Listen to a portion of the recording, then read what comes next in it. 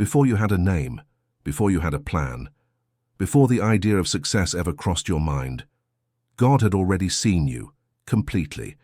Most people live on the surface of their own lives. They move fast, they chase results, they compare, they worry, they try to become someone worthy. But there is a quieter level of awareness that almost nobody enters, a place where fear doesn't rule, where comparison loses its grip, and where prosperity stops feeling like an exhausting hunt and becomes a natural consequence. Psalm 139 points directly to that place, and very few notice. Before a word is on my tongue, you, Lord, know it completely. That's not just poetry. That is a spiritual code of identity. You are not trying to become someone. You are awakening to who you have always been. While the world teaches you to chase success from the outside in, God reveals something deeper. You were formed on purpose, woven with intention, designed with precision. Nothing in you is random. Not your gifts, not your setbacks, not the delays that almost convinced you to quit. Even the parts of your story you don't fully understand yet were not unseen. They were measured, integrated, and allowed for a reason. And here's where it gets even more powerful. Napoleon Hill spent decades studying the wealthiest and most influential people of his time, and he reached a simple conclusion: nobody prospers by accident. Every lasting success begins as an internal state, quiet conviction, a sense of direction, an inner calling that doesn't go silent even when the whole world tells you to stop. Now watch how these two worlds meet. Psalm 139 reveals, you were known before you ever acted. Napoleon Hill teaches that you only prosper when you act from the identity of someone who already knows who they are. That changes everything. Because when you try to win without identity, every obstacle feels bigger than you. But when you understand you were searched, known, and approved before the journey began, fear loses its power to freeze you. Doubt stops leading. Scarcity stops making your decisions for you. Take a breath. Stay here. You didn't arrive at this moment by accident. And what is about to unfold doesn't start in the outside world. It starts in the awareness of who you really are. If this is landing for you, comment, I awaken to who I am. There is a silent battle happening inside you. It doesn't make noise. It doesn't show up on social media. And most people never name it out loud. But that battle, more than lack of opportunity, is why so many stay stuck even while believing in God, studying prosperity, and working hard. Psalm 139 reveals something uncomfortable for the ego, but freeing for the soul. God knows you more deeply than you know yourself. You discern my going out and my lying down. You are familiar with all my ways. That means He sees not only what you do, but the place inside you that you do it from. And here's the spiritual diagnosis that changes everything. Many people try to build a bigger life with the right actions, but with a misaligned identity. They say they want growth, but internally they still see themselves as small. They say they want abundance, but they carry guilt for wanting more. They pray for open doors, but unconsciously they're afraid of the weight of what God could actually deliver. Napoleon Hill observed the same pattern while studying human failure. He taught that the greatest block to prosperity is rarely external, it's the unconscious self-image. The way you perceive yourself determines how far you allow life to advance. You don't reject what you desire. You reject what you don't believe matches the person you think you are. And that's where the conflict is born. On one side, there is the calling. On the other, there is the old identity, built from criticism, loss, rejection, and inherited limits. And until those two worlds align, the mind creates subtle sabotage, procrastination, fear of being seen, fear of getting it wrong, overthinking, harsh self-criticism, inconsistency that looks like circumstances, but is really internal friction. Psalm 139 exposes this with surgical precision when it says that even the darkness is not dark to God. In other words, the parts you hide, ignore, or normalize are already fully visible in the spiritual realm, not to condemn you, but to heal you. Because God doesn't reveal to shame, He reveals to reposition. Napoleon Hill called this the point of awareness. The moment you realize you're not fighting the world, you're fighting versions of yourself that were meant to be outgrown. Maybe you can feel it right now. Maybe it's not lack of faith, it's inner conflict. Not lack of ability, but a fragmented identity, not absence of opportunity, but an unconscious fear of expansion. And the moment you name it, you take your power back. Before we go deeper, subscribe to Wealth Rewired, because what you're building here isn't motivation. It's a new operating system for your mind, your faith, and your future. And if this hit you, comment, "I recognize the truth." There is a precise moment in the human journey when something clicks inside. Not loud, not dramatic, not performative, just clarity. It's the moment you stop asking, "Why isn't my life moving?" And you begin to realize, maybe I'm trying to live beneath what I was created to carry. Psalm 139 guides you straight into that turning point. After revealing that God knows you deeply, it goes even further. It shows that purpose comes before performance. All the days ordained for me were written in your book before one of them came to be. That isn't a message of passive destiny, that is spiritual architecture. You are not improvising your life, you are remembering it. Napoleon Hill would call this an irreversible inner decision, the point where the mind stops swinging between desire and doubt and starts operating with direction. It's when your thoughts stop scattering and your focus becomes defined purpose. And here is the metaphysical shift that changes everything. Success doesn't begin when you believe you can win. It begins when you realize there is already a place prepared for you to win from. When this awareness activates, something deep happens. You stop fighting the world. You stop begging for approval. You stop constantly needing outside confirmation. Because now you understand, the world doesn't have to authorize you. You have to assume the position. Psalm 139 shows that God doesn't just watch your steps, He anticipates them. Napoleon Hill teaches that the mind that prospers moves before circumstances look ready. This is where faith and the psychology of wealth meet. You begin to act not to prove your value, but because you finally recognized your value. You choose with more firmness. You say no with less guilt.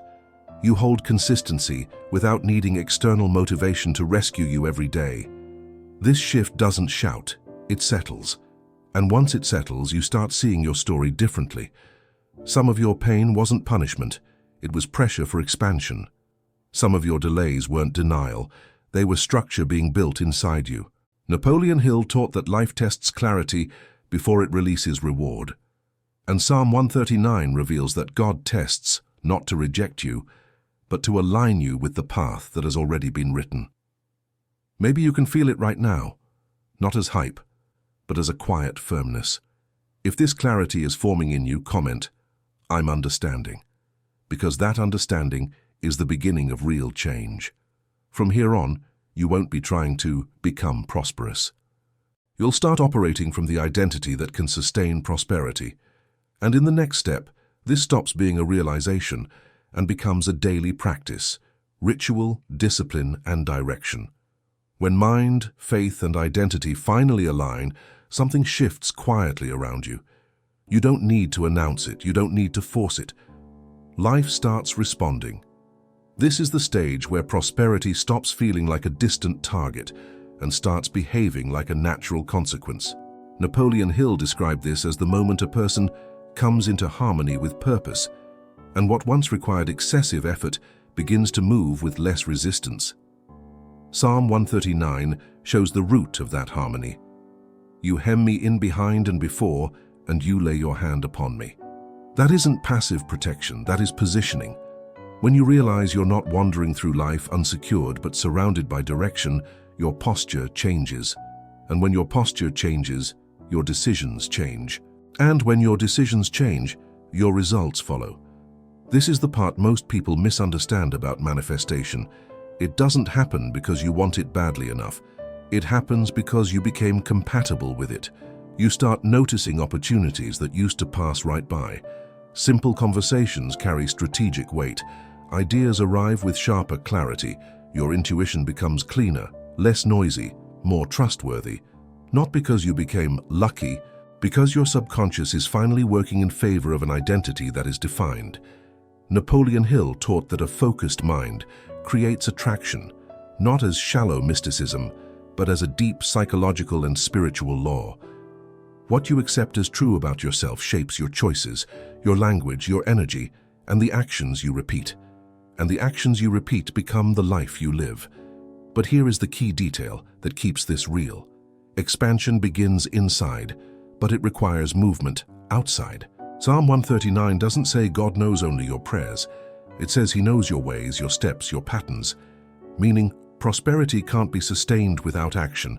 Faith without movement becomes frustrated expectation. Movement without faith becomes empty striving. But when the two walk together, success expands with stability. Maybe you're sensing it right now. A subtle change in how you think.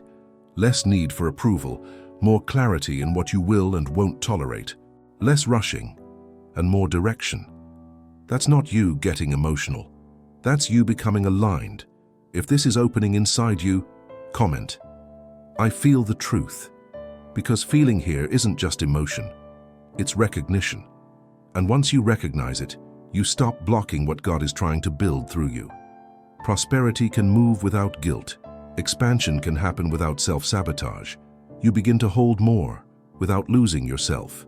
In the next step, this expansion stops being a moment and becomes a permanent identity. Every real form of prosperity needs a point of stabilization, not to slow you down, but to sustain you. This is the most delicate phase of the journey because this is where many people pull back. Not because they don't believe, but because they haven't fully released the old identity. They want the new life, but still negotiate with the version of themselves that was built in survival. Psalm 139 touches this exact point when the writer makes a request that reveals spiritual maturity. Search me, God, and know my heart. Test me and know my anxious thoughts. That's more than a prayer. That is conscious surrender of identity. You're not asking for blessings only. You're allowing God to adjust who you are. So what's coming doesn't confuse you, crush you, or pull you off course. Napoleon Hill taught that lasting success only appears when a person begins to think, decide, and act with coherence, even when nobody is watching. This is where prosperity stops being an event and becomes character. Your new identity becomes real when you stop bargaining with old patterns. You don't explain yourself as much. You don't apologize for wanting growth. You don't carry shame for desiring more. Because you begin to understand, growth isn't arrogance, it's responsibility to the calling. Psalm 139 makes it clear that even the smallest thoughts are known, and that means prosperity requires continuous inner alignment, not perfection, awareness. Your decisions start carrying a quiet question. Does this honor who I'm becoming? Napoleon Hill would call that applied mental discipline, not rigidity, coherence. The moment you no longer rely on motivation, because action has become integrated into your self-concept. You move because this is who you are now, and you'll notice the shift in simple ways. Certain conversations stop making sense. Certain habits start losing their grip. Certain environments feel too small, not because you're better, but because you're different. That's not pride, that's growth. And growth will always feel like separation from the old, before it feels like belonging in the new. If you feel this stabilizing happening inside you, comment, I align with my new identity. Because when identity becomes stable, prosperity stops swinging. It becomes consistent. And in the next step, this alignment matures into something even deeper, where spiritual and material no longer fight for space inside you. There is a level of maturity where the spiritual and the material stop competing. They become allies. They cooperate. They support each other. Psalm 139 makes something clear. God is not distant from your practical life. He knows your paths, your thoughts, and even your hidden motives. That means there is no real separation between faith and daily reality. This division was created by the human mind, not by divine purpose. Prosperity is not leaving God behind. Prosperity is honoring what He entrusted to you. Napoleon Hill taught that true wealth appears when faith meets discipline. Faith without action becomes empty wishing. Action without faith becomes exhausted striving. But when the two walk together, something rare happens. Prosperity becomes consistent, not occasional. This is where you begin to understand. Working, planning, learning, investing, deciding with clarity. None of that is unspiritual. Done with alignment, it is an expression of faith. God doesn't bless confusion. He blesses aligned movement. Psalm 139 says you were formed with intention. That means your gifts require application. Your intelligence requires direction. Your vision requires execution. Not to prove anything to people, but to bring into the visible world what was already formed in the invisible. And in this phase, you stop using spirituality as a hiding place. You stop spiritualizing procrastination. You stop calling fear wisdom. You stop confusing waiting with stagnation. You start seeing faith as something that moves. Mature faith acts before the scene looks perfect. Napoleon Hill called this action guided by inner conviction, doing what must be done because your mind is already aligned with the outcome. And this is where your relationship with money begins to change. Less anxiety, more strategy, less guilt, more responsibility, less emotional chaos, more stewardship. You start seeing resources as tools, not identity. And when money is no longer your identity, it stops controlling you. That's when flow opens, because the heart is no longer fighting the blessing. This doesn't mean you chase, it means you build. It means you become the kind of person who can hold more without losing integrity, without losing peace, without losing purpose. And you can feel it. You plan differently, you speak differently, you protect your focus. You choose your circle with intention. You move with calm certainty, not frantic urgency. If this integration is making sense to you, comment, I align faith with action. Because when the spiritual and the material integrate, prosperity stops being unstable. It becomes grounded. And in the final step, everything you've awakened to gets sealed, not as a temporary moment, but as a conscious decree. At a certain point, the journey stops asking you for more information and starts asking you for positioning. Because awareness is powerful, but alignment is proven in choices. And this is where so many people get close to breakthrough, then drift back into old cycles. Not because God changed his mind, but because they keep returning to the version of themselves that feels familiar. Psalm 139 doesn't leave you in inspiration. It pulls you into honesty. It invites you into a kind of strength that isn't loud, just real. If God already knows your ways, then your life can't be transformed by what you say you believe. It can only be transformed by what you consistently live. This is where prosperity becomes more than a concept. It becomes stewardship. Napoleon Hill taught that the mind is either directed or it is drifted, and drifting looks spiritual sometimes. It looks like waiting on the right time, but it's actually avoiding responsibility. It looks like I'm praying about it, but it's actually fear of commitment. So here's the question that separates almost winners from builders. Are you asking for a better life, or are you becoming the person who can carry one?